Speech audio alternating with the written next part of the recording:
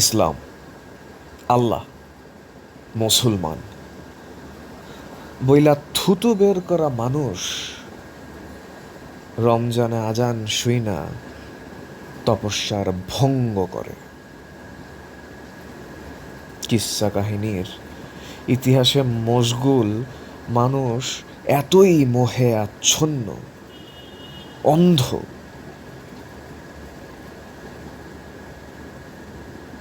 সূরা বাকারার ১৮৭ আয়াত, তার শব্দ অন্ধকার, দেখতে পায় না। রোজারে মজা বানায়া করে কোরআনের ধর্ষণ। খা খা খা আমায় চুষে চুষে খা, আমায় গিলে গিলে খা, আমায় চুষে চুষে খা, আমায় গিলে গিলে খা।